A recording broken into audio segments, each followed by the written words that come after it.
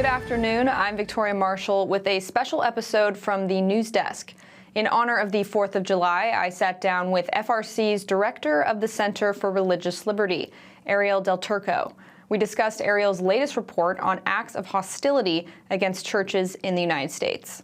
Check it out. So the left is seeing Christianity as a threat to their political power then, and blaming the churches for it. Yeah, and we've had the criticism sometimes where, oh, you're just making too much of this data. These are only vandalisms. How does this prove hostility? But I think even if you take the most benign example from our report, where maybe someone is walking down the sidewalk, they pick up a brick or a rock and they throw it through a stained glass window at a church, at minimum, that is proving a very severe disrespect for this church. But at maximum, it shows some sort of innate hostility, some sort of distaste for Christianity, for Christian symbols. And I think that just represents the climate that we're living in, the political climate, the cultural climate. We are just living in a place that is more hostile to Christianity than I think it was even 6 years ago at the beginning of this report. Could these attacks be coordinated at all? Are there any similarities between them? We do see sometimes that they are clearly politically motivated, especially after the Dobbs decision that overturned Roe v. Wade. Many of those attacks were coordinated. But honestly, many of them they're just individuals, or it would be one attacker targeting multiple churches in a city. We've seen that multiple times, actually. And there, I think we're seeing a pretty clear hostility towards Christianity and churches. Okay, so in light of this report, in light of these instances, how should we as Christians respond to them? Yeah, I think when there's a vandalism or attack against a church in your city, we can respond individually by reaching out to that church, simply asking if there's anything we can do to help clean up, how can we support you? But even at minimum, or maybe we might hear about a church vandalism or attack, but we're not near that church, we can just share the article that is talking about this church attack and share it on social media saying something like, you know what, I support this church.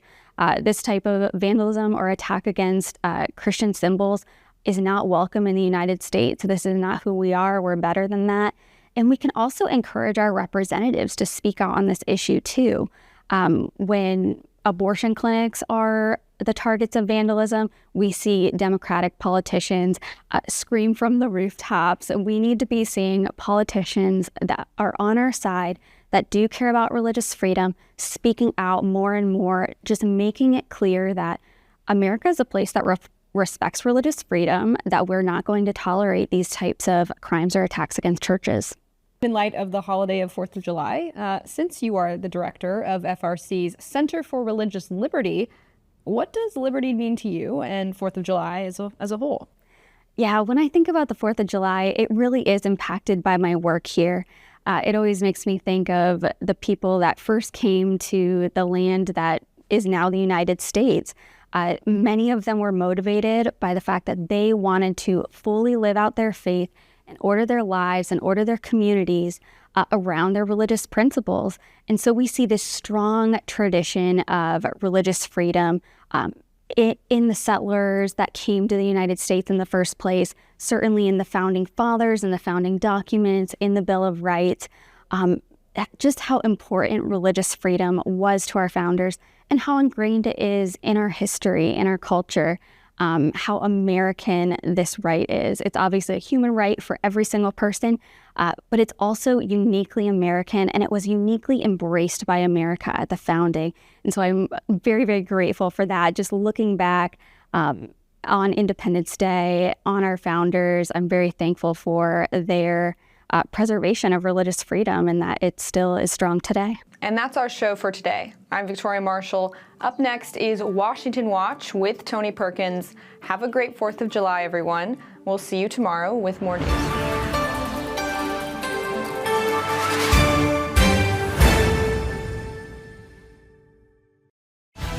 From the heart of our nation's capital in Washington, D.C., bringing compelling interviews, insightful analysis, taking you beyond the headlines and sound bites into conversations with our nation's leaders and newsmakers, all from a biblical worldview.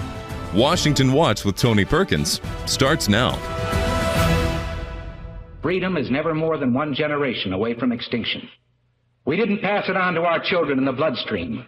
The only way they can inherit the freedom we have known is if we fight for it, protect it, defend it, and then hand it to them with the well-taught lessons of how they in their lifetime must do the same. And if you and I don't do this, then you and I may well spend our sunset years telling our children and our children's children what it once was like in America when men were free. That was yet to be President Ronald Reagan issuing a warning in 1961 that our freedom was at risk. The threat was communism, which, as president, he stood firmly against to secure freedom for yet another generation. Welcome to this July 4th edition of Washington Watch. I'm your host, Tony Perkins. Well, 60 years later, after Ronald Reagan made those comments, those same fundamental freedoms are once again at risk of being lost for the next generation. And it is our turn to step forward and defend freedom. Each and every one of us has a part to play in preserving these fundamental freedoms so that we can, in fact, pass them on to the next generation. And it begins with the foundation of our faith, building it in our families, strengthening our families and our communities. Recently, Family Research Council co-hosted an event at our Faith and Freedom Chapel in Baton Rouge. It was the first of what will be a series of events that will feature prominent leaders to sit down and have a conversation about faith, family, and freedom.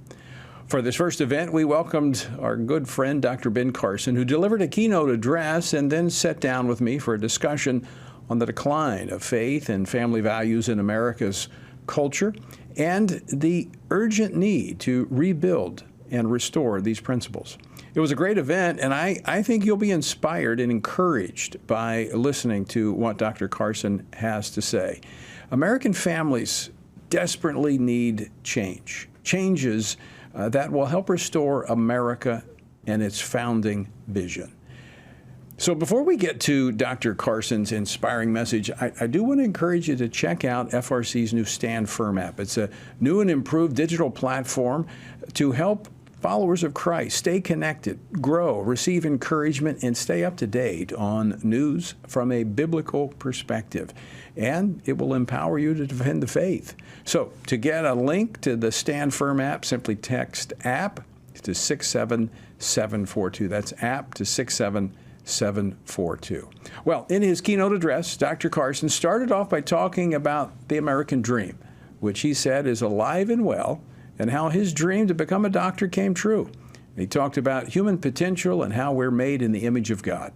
But then he moved on to the challenges that we see today, including the indoctrination of our children by the radical left. And that's where we start off. Here is Dr. Ben Carson. When you're asking a 9, 10, 11, 12-year-old child to make major life-changing decisions about their gender and do irreversible procedures on them, that is inappropriate. You're dealing with somebody whose brain is not fully developed, and to make it worse, in many cases, they try to do this without the knowledge of the parents. And of course, that's the reason that God gave children parents, to protect them, particularly during their periods of vulnerability. This is the kind of thing that is going on in our society today. It's part of the whole concept of driving wedges between children and their parents and making children responsible to the state rather to their home and to their family. And that's part of Marxism, that's part of communism. And interestingly enough, and I go through a lot of detail of this in the book, The Perilous Fight. This has been going on for decades. A lot of people think that all this stuff, this hypersexuality that's being presented to our children, and all the crazy things that are being done toward the family is of recent origin. But if you read the congressional record from January the 10th, 1963, more than 60 years ago, Congressman Herlong of Florida read into the record the 45 goals of communism in America, how they plan to fundamentally change this country.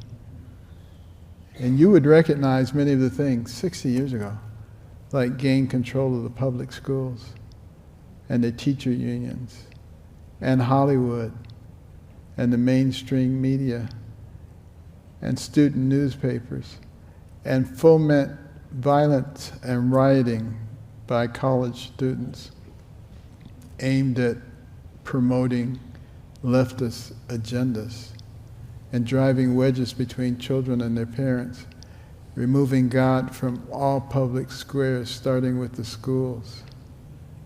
And as far as the churches are concerned, replace the real gospel with social gospel and make the churches follow the society rather than society follow the churches. And it goes on and on. Denigrate the family, decrease the influence of the family. Because what they know is that this country is much too strong to be brought down militarily, but it can be brought down from within. Jesus said it best, a house divided against itself cannot stand. Never has stood, never will stand. Abraham Lincoln repeated that, talking about the split in our country at that time, which is probably about as great as the split is right now in our country. And the real question is, are we able to reverse this? Or has our time expired? You know, when you look at the cycle of civilization, where people go from captivity to inspiration, to freedom, to courage, to complacency, to apathy, to dependency, and then back to captivity again. And some people think that we're almost to the end of that cycle. Average country that reaches a pinnacle stage is about 250 years. We're at 247. But you know what? This is America. This is not like any other country. You know, Candy and I have been fortunate enough to visit 68 countries. And we've lived overseas. And I can say categorically that there is no place like America. This is a wonderful nation. And we have the responsibility of maintaining it for our children and for our grandchildren. That's the key.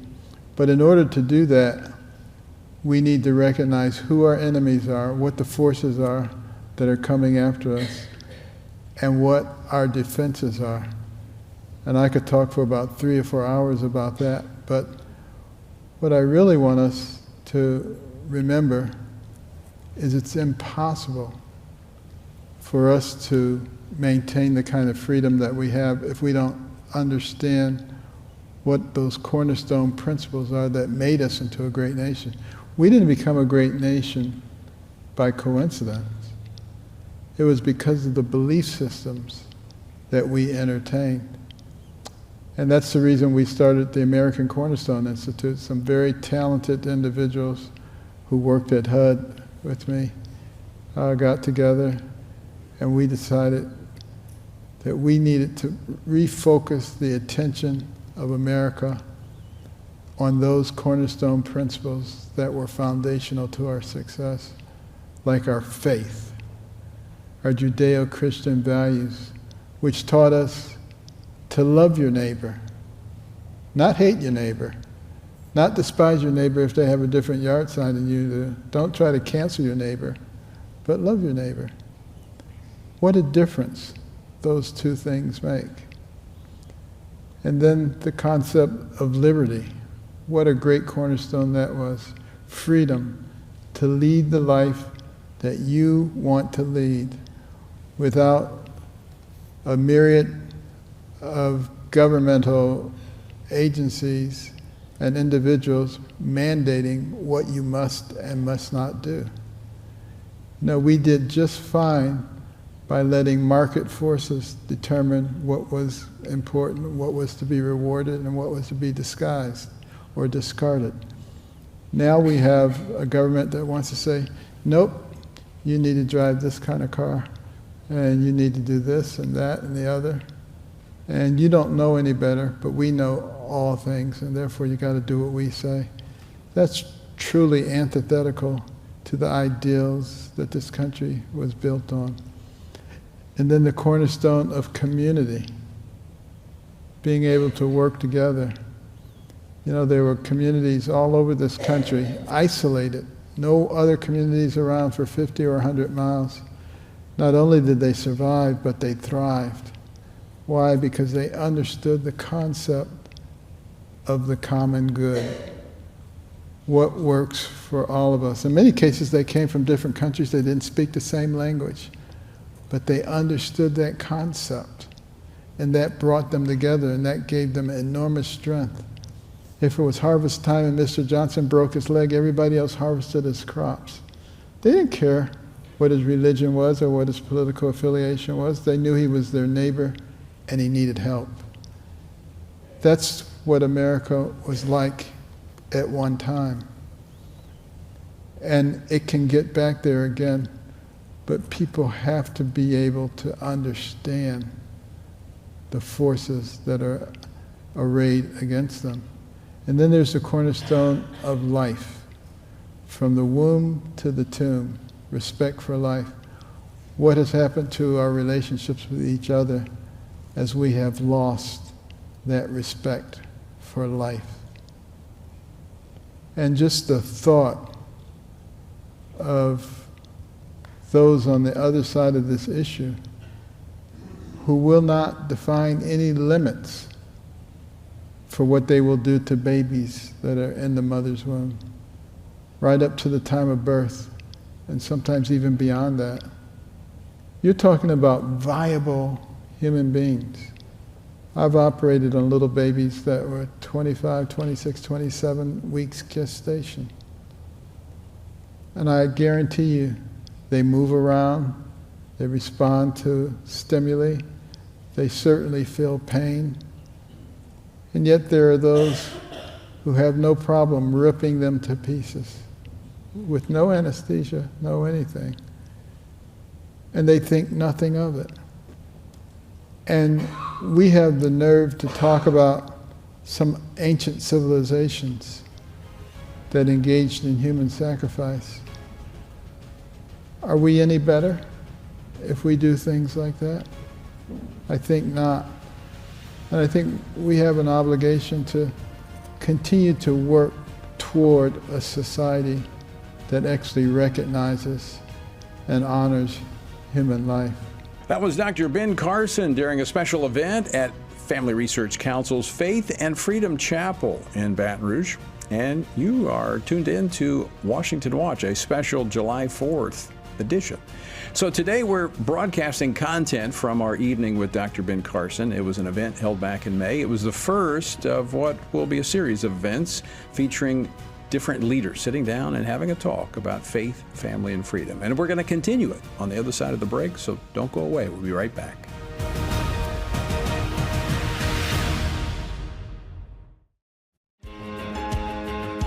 Download the new Stand Firm app for Apple and Android phones today and join a wonderful community of fellow believers. We've created a special place for you to access news from a biblical perspective, read and listen to daily devotionals, pray for current events, and more. Share the Stand Firm app with your friends, family, and church members, and stand firm everywhere you go. Hello, I'm Jody Heiss, president of FRC Action. Here in America, we thank God for the right to vote, and we can all agree on the importance of this upcoming election. Many of us want to support candidates who share our values, but we're not comfortable supporting the big national political organizations. Well, we have a solution for supporting candidates through FRC Action's Faith, Family, and Freedom Fund. Being a super PAC, it allows for unlimited individual and corporate donations, so we can endorse and fund campaigns for people who share our values. By giving to this fund, we're able to pull all of our contributions together and support and endorse like-minded candidates. That's how we move the needle. So let's be the best stewards possible and get the most out of our political contributions by uniting our efforts. For more information or to contribute, visit faithfamilyfreedomfund.org. Thank you so much, and God bless you.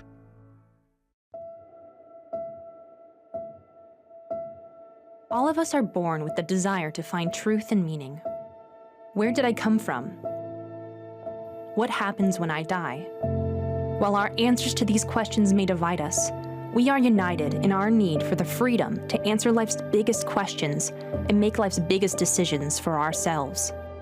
That's why religious freedom matters for everyone. Religious freedom matters because the powerful have long wanted to control those who are less powerful. Religious freedom matters because the freedom of those who are different is often threatened by those who believe different is dangerous. At the Center for Religious Liberty at Family Research Council, we promote religious freedom for everyone because the only alternative is religious freedom for no one. We encourage Americans and the American government to engage and advocate for the persecuted, and they do. We work every day to bring good news to the afflicted, to proclaim liberty to captives and freedom to prisoners. We do it because that's what Jesus does. We work to give freedom to others because we ourselves have been set free.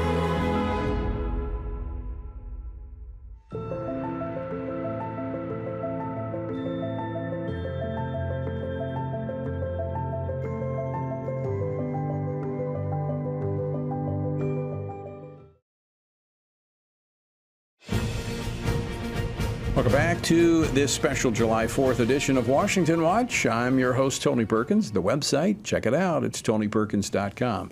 Today we're broadcasting content from FRC's An Evening with Dr. Ben Carson, an event we held at our Faith and Freedom Chapel back in May. Well, Dr. Carson has worn many hats over the years, most recently serving as the 17th Secretary of the U.S. Department of Housing and Urban Development. Today, he is the founder and chairman of the American Cornerstone Institute. But for nearly 30 years, Dr. Carson served as director of pediatric neurosurgery at Johns Hopkins Children's Center. Well, in this next part of his address, Dr. Carson is going to share about a young patient of his who had a very complicated, inoperable, malignant brainstem tumor. And here is how Dr. Carson introduced that story. I must admit that as a young attending neurosurgeon, I thought it was pretty hot stuff. I mean, I said, you came out of Detroit and you went to Yale and the University of Michigan and Johns Hopkins and you're chief of pediatric neurosurgery at age 33. I said, you are a bad dude. But then along came this little boy from Georgia, child prodigy, saying Bible verses at age 2 by memory. But at age 4, he started losing all of his functions. And he was diagnosed with a malignant brainstem tumor. And the parents, being people of means, took him to lots of different places. And they all said the same thing: this is an inoperable malignant brainstem tumor. Take him home, keep him comfortable, and let him die. And they ended up at Johns Hopkins. And when I saw that boy roll onto the wards on that stretcher, barely moving, barely breathing, foaming at the mouth, eyes looking in different directions, I was thinking, what am I supposed to do here? And I looked at the CAT scan. There was a big, ugly brainstem tumor. And the parent said, Doctor, we were led here by God because we would find a Christian neurosurgeon, and the Lord is going to heal our son through him. And I said, I'm sorry you made that trip. I said, but there's nothing I or anyone on earth can do about this. This is an inoperable brainstem tumor. It's a malignant tumor. We can't do anything. And they said, but doctor, the Lord sent us here. And I said, I'll tell you what. I said, MRIs were brand new at that point. I said, let's do an MRI, and maybe it'll show something the CAT scan doesn't show. We did an MRI, all the neuroradiologists looked at it. They all said the same thing, malignant, inoperable brainstem tumor. I told the parents, and they said, Doctor, the Lord. And I said, I'll tell you what. I said, once in 1,000 cases, the scans are wrong, and it could be like an inflammatory process with a big reaction. So I'll do a biopsy. Oh, thank you, doctor, thank you. And I opened them up and went down to the brainstem, the big, ugly, grayish red mass. I took a frozen section. It came back high-grade glioma, a very malignant tumor. And I took out as much as I dared, closed them up, went out and talked to the parents, and I said, you know, unfortunately, it looks like what everybody said it was. And, you know, only the Lord knows how long someone is supposed to be around, and we'll understand it better by and by. All the things we try to tell people to comfort them. And they said, thank you, doctor, but the Lord. And I fully expected that boy to deteriorate and die, but as I walked away, I said, I've never seen people with this kind of faith. But you know, over the next couple of days, instead of deteriorating and dying, his eyes started looking in the same direction. And he started handling his secretions. And I said, what in the world is going on? I said, let's do another MRI. And we did, and there was, guess what? A big ugly tumor, still there. But way off in the corner, there was a little sliver of tissue. And I said, is it possible that this thing is actually outside of the brainstem and has just compressed and displaced the brainstem? And maybe we should go back in. And the parents said, by all means. And when I went back in there, under the microscope, the nature of the tumor had changed completely. And as I peeled it away layer by layer, I got to the last layer and pulled it away. There was a glistening white brainstem, intact, smashed and displaced, but intact. Long story short, that boy walked out of the hospital and is a minister today.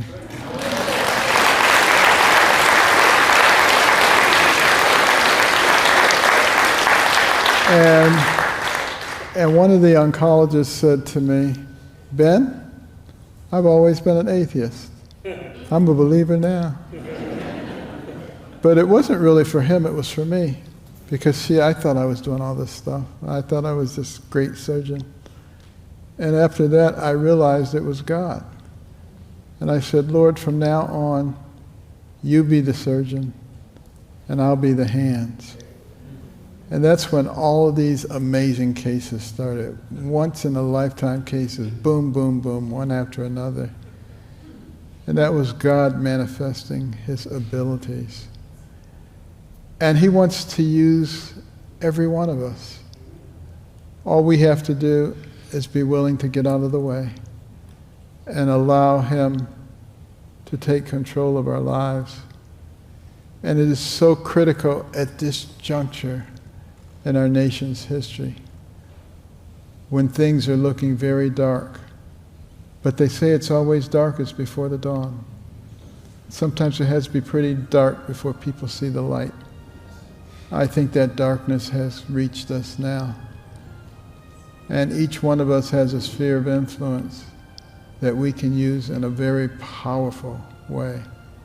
That was a part of the keynote address delivered by Dr. Ben Carson during a special event at FRC's Faith and Freedom Chapel in Baton Rouge. You're listening to Washington Watch. You can find out more. Go to the website, TonyPerkins.com. If you'd like to listen to the entire evening we had, well, you can do so if you download the Stand Firm app. Just go to the App Store and download the Stand Firm app. Well, after the break, we're going to turn to my sit-down interview with Dr. Carson that followed his keynote address. So don't go away. We're going to come back with a lot more Washington Watch right after this.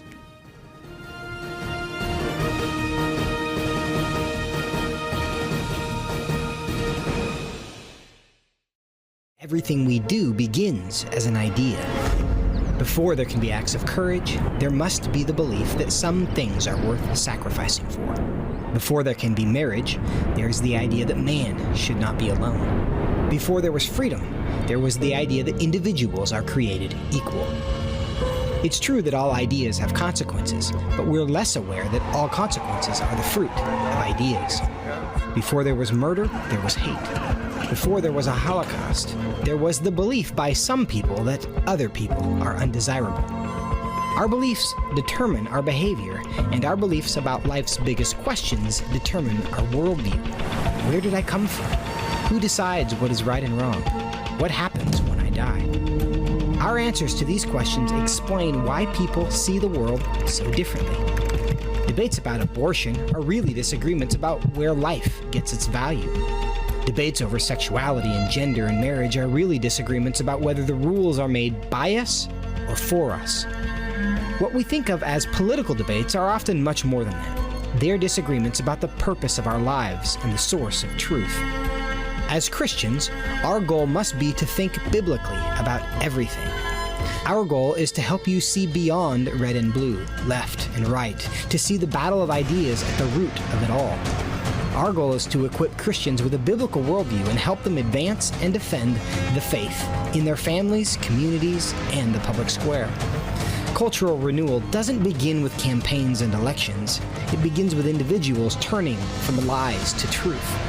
But that won't happen if people can't recognize a lie and don't believe truth exists. We want to help you see the spiritual war behind the political war, the truth claims behind the press release, and the forest from the trees.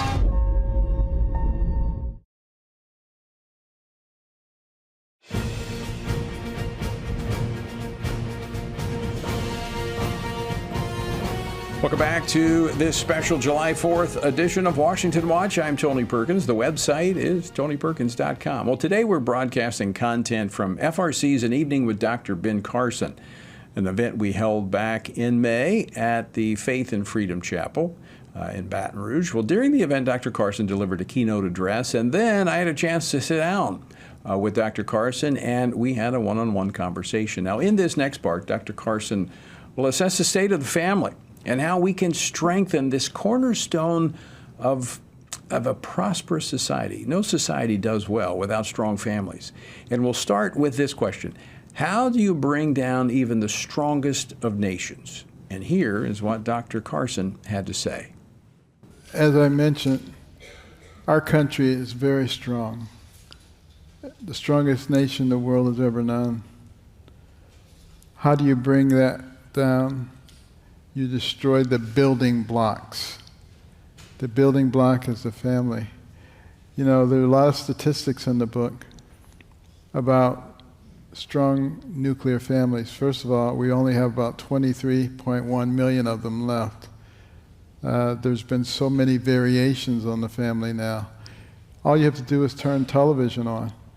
And the variations on a traditional nuclear family are presented not only as acceptable, but as preferable. And you see the role of fathers being attacked. Right. And then you look at the dynamics between men and women and how those are changing. You know, in 1972, it was decided that there was a crisis in education because 12% more men were getting college degrees than women. As of last year, 13% more women are getting college degrees than men. There are people who are trying to turn that into a problem. What we need to understand is that there are dynamics that are changing in our country, but we don't have to make those into a problem. People have to learn how to accept different roles and to work together.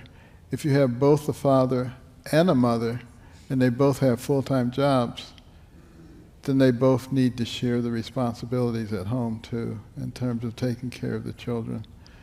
And also, as we discussed this afternoon, we've had the advent of no-fault divorce. Right. It's so easy to get divorced now. Instead of to have in the hole until death do us part, it's to have in the hole until you get irritated with each other.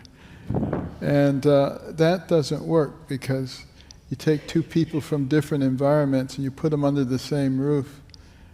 It's like taking two pieces of sandpaper and rubbing them together. There's going to be friction in the beginning, but if you keep rubbing them together, pretty soon they get smooth. You just have to stay in there long enough for them to get smooth. And once they become smooth, it's really nice. Might take a few years, but it gets there. It's good. So I'm going to jump into some of these questions. We've got some really good questions that have come in tonight. And you just told an amazing story of, and you've talked more about this for years, why you're pro-life. You and I have, in fact, it was amazing the day that Roe was overturned, you and I were on a stage and we were able to talk about that. You have fought for life, and you have unapologetically stood for the sanctity of life, as you just talked about so articulately. It's created in the image of God, so it's really a no-brainer. Right. No pun intended there. But why are so many political leaders fearful to take a stand for life now that we're in post-Roe? Well, it comes back to something I talk about often, and that's courage. You know, people go around with their finger up saying which way the wind is blowing, rather than standing on values and principles.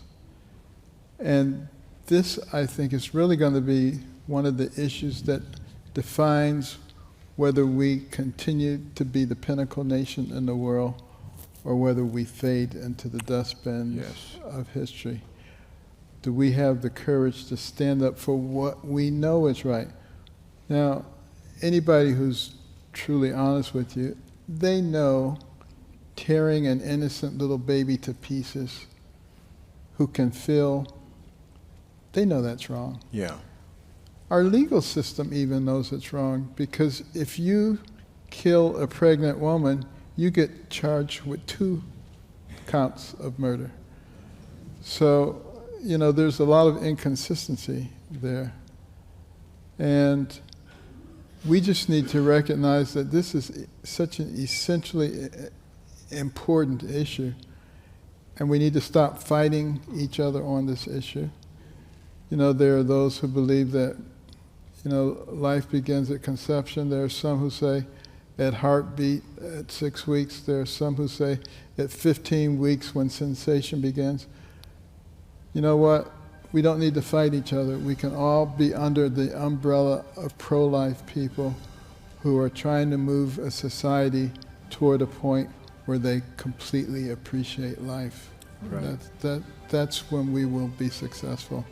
And having transferred it from the federal level to the state level, we now, that's not the end of the war, that's the beginning of the war. We need to continue to fight to save those innocent little babies. If we don't fight for them, who's going to fight for them? That's right. You've been listening to a special edition of Washington Watch as I sat down and had a conversation with Dr. Ben Carson at our Faith and Freedom Chapel in Baton Rouge back in May. You can watch the entire conversation with Dr. Carson by downloading FRC's Stand Firm app. Simply go to the App Store and download the Stand Firm app. All right, don't go away. After the break, we're back with more of this special conversation. Join us October 3rd through the 6th as we gather with spiritually active, governance-engaged conservatives from across America at the Pray, Vote, Stand Summit in Washington, D.C. We'll pray for our nation, engage in government and culture, and stand for biblical truth alongside Christian leaders, worldview experts, and government officials. We'll discuss important issues like the sanctity of life, religious freedom, protecting students, strengthening families, praying for our nation, and how you can impact America's future from a biblical worldview. Our nation stands at a critical juncture, and we must ensure that the issues impacting faith, family, and freedom are understood and advanced. Register by July 8th and receive a $70 discount off admission. Register now at prayvotestand.org. That's prayvotestand.org. Jesus said in John 15, "These things I have spoken to you, that my joy may remain in you, and that your joy may be full." In 2024, in these divided and uncertain times, how can this be possible? By abiding in Him through His Word. At Family Research Council, we want to help you do that, which is the reason for the Stand on the Word Bible reading plan. In just 10 to 15 minutes each day, you will have read the entire Bible in just 2 years. But more importantly, you will be abiding in Him daily. Find our Bible reading plan at frc.org/Bible. And join Tony Perkins each weekday for a 10-minute devotional inspired by the daily reading and designed to encourage you on this journey through the Bible. Listen on Apple Podcast, Spotify, and YouTube. And remember, the grass withers and the flower fades, but the word of our God will stand forever. Research has found that there are 59 million American adults who are a lot like you. There are millions of people around the country who are born again, deeply committed to practicing their faith, and believe the Bible is the reliable Word of God. But that's not all. They're also engaged in our government. They're voters. They're more likely to be involved in their community, and they're making a difference in elections. The problem is that a lot of them feel alone too. We want to change that. FRC wants to connect these 59 million Americans to speak the truth together, no matter the cost.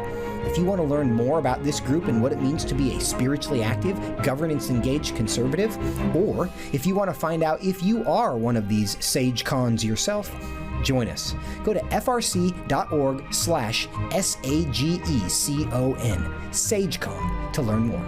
That's SAGECON, SageCon, to learn more.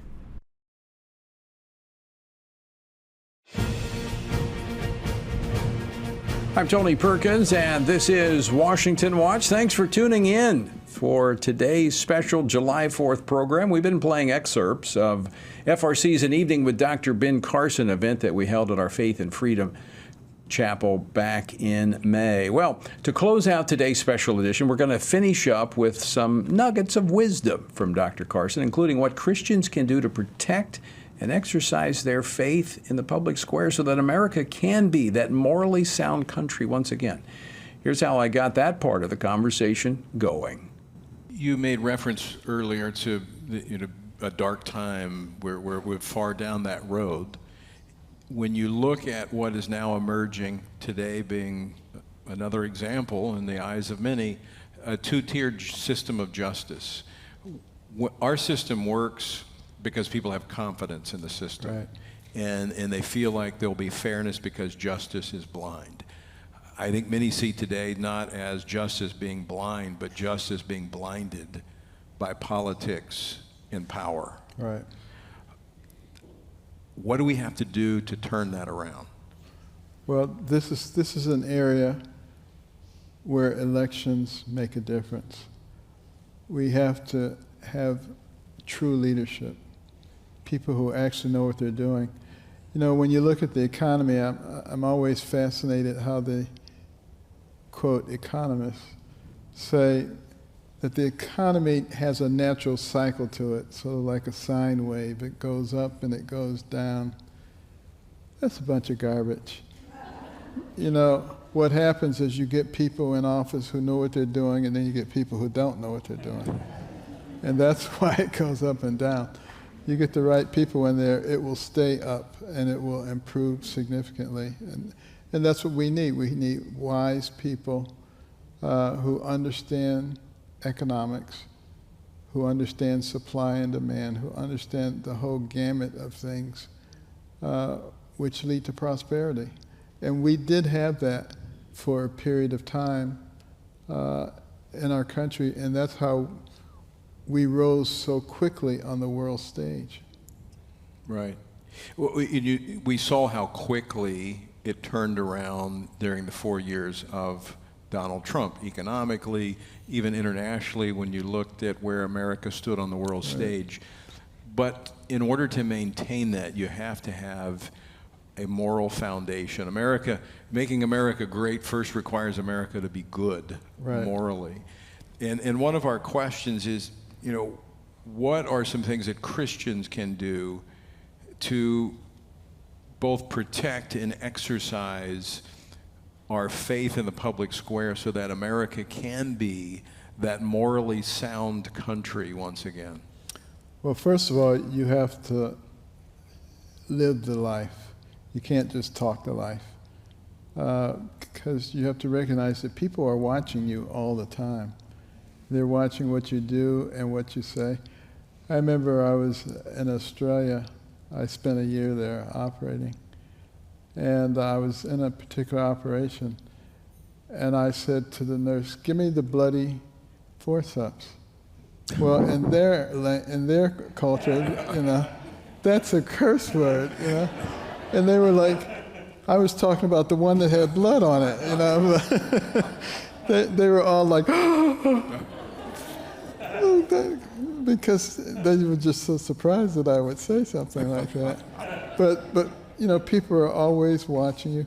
And the other thing is, we're told from the time that we're little children, in public, there are two things you should never talk about: politics and religion.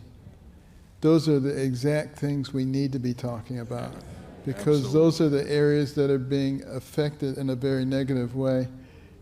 And evil operates best in darkness. They don't want you looking at them. They don't want you talking about them.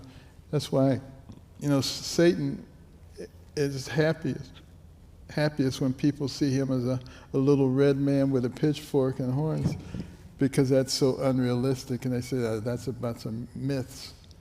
He loves that because he can operate much better when you don't think that he exists. Well, here's a kind of a follow-up question, application of what you just talked about. The question comes in from our app, as a retired surgeon advising a soon-to-be medical student interested in surgery, what advice would you give on maintaining firm faith and political views publicly without jeopardizing one's career or professional relationships? Well, you see, if everybody takes the attitude that they have to hide, nothing will ever change. So learn to articulate your beliefs in a reasonable manner. See, some people feel that they have to get out there and bang the desk and say, "You're evil and I'm good." You don't do it that way. There are ways, subtle ways to do it. And again, like I said, it's the life that you lead that speaks far more than the words that you say. Unpack that for a moment, Dr. Carson, as you lived out your faith. Talk about some of the conversations, the relationships behind the scenes, and how that unfolded because of the respect people had for you, for your professionalism, where they would hear you out. Well, first of all, every time I saw a new patient, I always told them I had one homework assignment for them before I did surgery. And that was to say their prayers. And that meant so much to people. And they would ask me before an operation if I would pray with them. So in the induction room, we very frequently had prayer. The whole staff, the anesthesiologists, the nurses, everybody would come in and pray. And that set the tone for the day. That set the tone for the operation. But you can only do that if they request it. You can't, in your position of authority, say, "We're going to pray." But it's amazing how many people want to pray when you're about to cut their head open.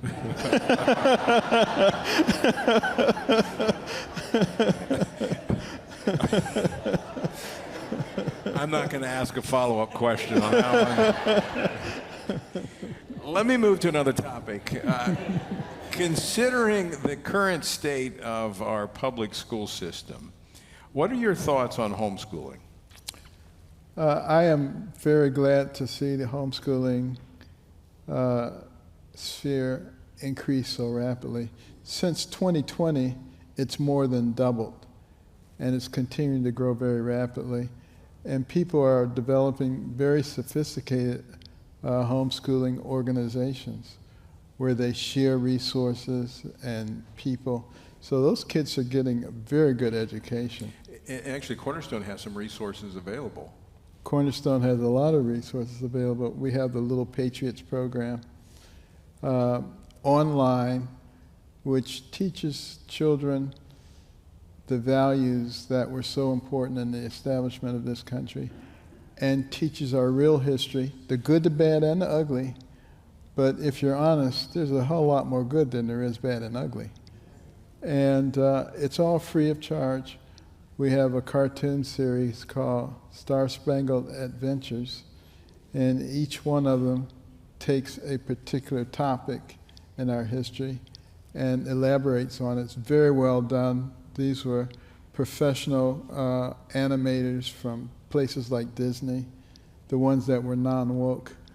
And the best thing is, if you go and you look at these things, AmericanCornerstone.org, LittlePatriotsLearning.com, free of charge.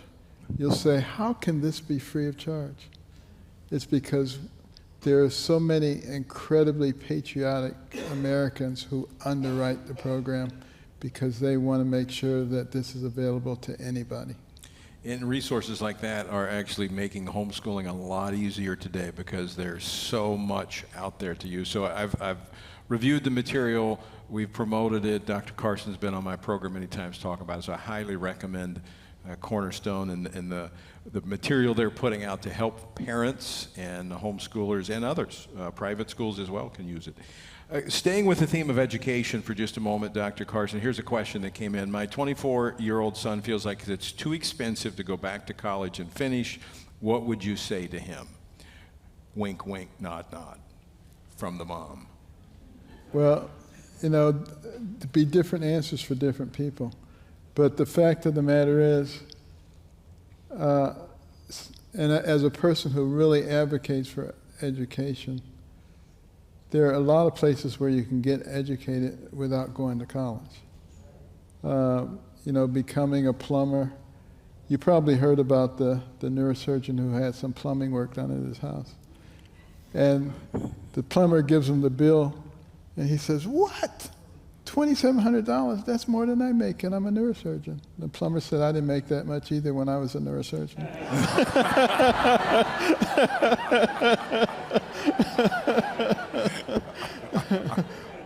But you know, there are a lot of skilled professions, and you know, people, you can't tell someone who's gone to college versus someone who has not gone to college just from listening to them talk.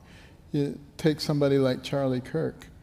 I mean, he sounds much more intelligent than many college professors, and he's never gone to college. So I think you have to know what you want to do and what works for you. Some people have, God gives everybody special talents. Right. And if you can find the area where you can use that talent most effectively, in some cases that requires college, in some cases it requires a trade school, in some cases it just requires experience, you can find the right thing to do. But our country is getting a little problematic because we don't have a lot of skilled tradesmen. Right. And right. That's going to really hurt us if we don't fix that problem. Of course, you might not have as many ministry opportunities as a plumber versus a neurosurgeon. Not many people ask you to pray over their plumbing, do they? So how can we help young people rediscover that marriage and parenthood provide greater joy than the selfishness and endless pursuit of material things you talked about earlier? Well, you know, I talk in the book about the dinks, D-I-N-K, double income, no kids. That's getting to be a popular phrase now, the new American dream, because we can just lavish everything on ourselves and don't have to worry about anybody else. But does that really work for a society? You know, the fertility rate now is down to 1.6 per woman. Replacement is 2.1 per woman. So we're not at replacement levels at this stage. Now the left uses that as an excuse to say we should let everybody into the country. That's not the way that you do it. The way that you do it is that you encourage people to have families and you have policies in place that encourage that. You know, that's what they've done in places like Hungary, and it's working very effectively. We just need to recognize what the problem is and put the right things in place. And also, you know, I've been encouraged to see that there are more producers, Christian producers, who are starting to make movies and make inroads in television shows. We have to really push that and encourage them and support their efforts, because money talks in Hollywood, and we need to get the right kind of messages out there. Final question for you, Dr. Carson, as we look at the state of America culturally, politically, morally, how would you encourage the folks that are here tonight and those that are watching across the country to be praying in the days ahead as we go into November and beyond? I would encourage people to pray for courage, because that's the key thing that's lacking in our society right now. The reason that the leftists are gaining momentum is that people are afraid. They intimidate people. And we don't have to be afraid of them. I mean, this is America. This is the place that is the home of the free. But it can't be the home of the free if it's not also the home of the brave, right? So that needs to start with our children and teaching them values, because where the children get their values from, traditionally they get it from the family. Now, because we have so many dysfunctional families nowadays, they get it from the internet, they get it from TikTok, they get it from their teachers at school. And we're seeing the fruits of that right now on our college campuses as they riot in support of terrorists who destroy people and would gladly cut their heads off if they had a chance to do so. They have no idea what they're doing, but they're deceived. So courage is what I would pray for all of us. You've been listening to a special edition of Washington Watch, a July 4th edition to be specific, and our conversation was with Dr. Ben Carson at a special event that we held at our Faith and Freedom Chapel in Baton Rouge with Dr. Ben Carson. And if you would like to hear the entire conversation, well, you can do so at the Stand Firm app. Just download it in the App Store.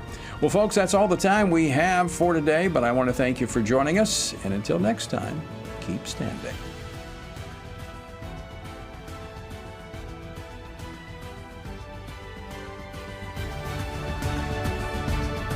Washington Watch with Tony Perkins is brought to you by Family Research Council and is entirely listener-supported. Portions of the show discussing candidates are brought to you by Family Research Council Action. For more information on anything you heard today, or to find out how you can partner with us in our ongoing efforts to promote faith, family, and freedom, visit TonyPerkins.com.